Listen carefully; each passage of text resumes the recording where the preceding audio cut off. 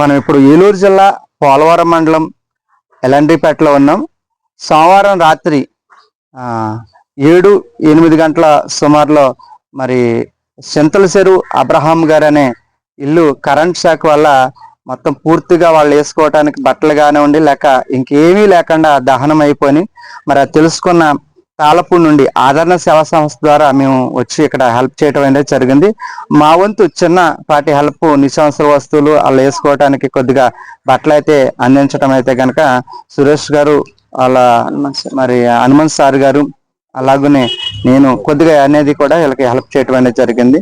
మరి అనేక మంది గుర్తించి మరి మానవత్వ దృక్పథంతో మరి వీరికి అండగా ఉండవలసిందిగా నేను కోరుతా ఉన్నాను.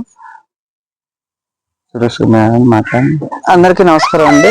ఈరోజు ఎల్ఎన్టిపేట గ్రామం రావడం జరిగింది.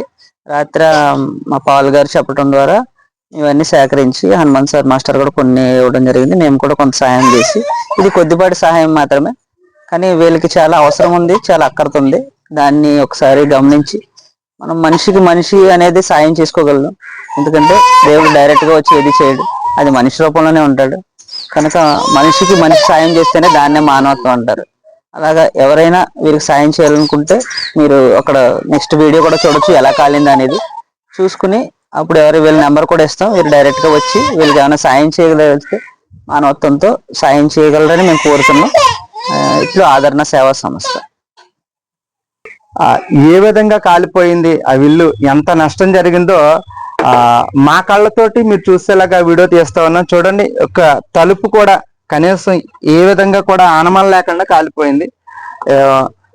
ఇక్కడ కింద చూసినట్లయితే కనుక వీళ్ళు వేసుకునే బట్టలు ఏవైతే ఉన్నాయో కనీసం చిన్నపిల్లలు వేసుకునే బట్టలు చూసారా ఏ విధంగా కాలిపోయినాయో. ఒక బట్ట, ఒక షర్ట్ కానీ, ఒక ప్యాంట్ కానీ, ఒక గౌన్ కానీ, ఒక చీర కానీ ఏ విధంగా లేదు.